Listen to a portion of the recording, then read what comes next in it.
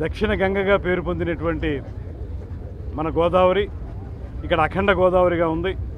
ఈ అఖండ గోదావరిని పరిరక్షించుకోవడం ఏ రకంగా చేయాలి, అదేవిధంగా రాబోయే పుష్కరాలకి మనకు ఉన్నటువంటి ఘాట్లన్నింటినీ కలుపుకుని మరిన్ని ఘాట్లను కూడా ఏర్పాటు చేసుకుని భక్తులందరికీ కూడా వీలుగా ఉండే విధంగా పుష్కరాలను ఎలాగ మనం నిర్వహించుకోవాలనేటువంటి అంశం మీద, అదేవిధంగా ఏదో తాత్కాలిక ప్రాతిపదిక మీద కాకుండా ఒక దీర్ఘకాలిక ప్రయోజనాలు సిద్ధించే విధంగా ఒక పర్మనెంట్గా ఉండేటువంటి విధంగా గోదావరి పరిరక్షణ ఒక కార్యక్రమం, అదేవిధంగా పుష్కరాల నిర్వహణ ఒక కార్యక్రమం, అదేవిధంగా పుష్కరాలకు వచ్చేటువంటి క్రౌడ్ మేనేజ్మెంట్ ఒక కార్యక్రమం, ఆ తర్వాత ఇక్కడ ఉండేటువంటి హాస్పిటాలిటీ ఏ రకంగా వచ్చేవారందరికీ కూడా వసతి కల్పించాలనేటువంటిది మరొక విషయం.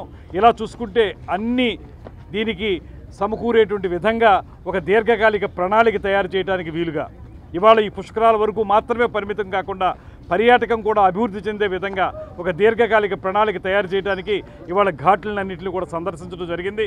కేంద్ర మంత్రిగా ఉన్నటువంటి గతంలో ఉన్నటువంటి శ్రీమతి పురంధేశ్వరి గారు, మా సీనియర్ ఎమ్మెల్యే బుచ్చ చౌదరి గారు, వాసు గారు, నేను అందరం కలిసి ఈ కార్యక్రమాలన్నింటినీ పర్యవేక్షించాం.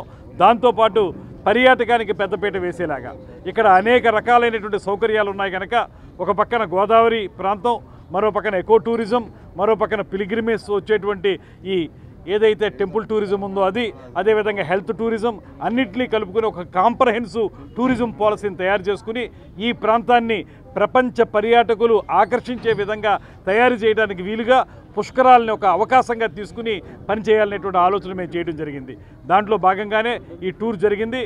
ఇది కేవలం తొలి పర్యటన మాత్రమే, ఒక ప్రిలిమినరీ డిస్కషన్స్ మాత్రమే జరిగాయి. రాబోయే రోజుల్లో ఒక యాక్షన్ ప్లాన్ తయారు చేసుకుని ఫేజ్డ్ మేనర్లో అన్నీ తయారు చేసుకుని 2027 పుష్కరాల నాటికి ఈ ప్రాంతాన్ని అంతటినీ కూడా సుందరంగా తయారు చేయడం మాత్రమే కాకుండా అన్ని రంగాల్లోనూ కూడా ముందుకు వెళ్లే విధంగా చేయాలనేటువంటి ఆలోచనకి శ్రీకారం ఇవాళ చుట్టడం జరిగింది. దాని ప్రకారం మేము అందరూ కూడా పాల్గొన్నాం.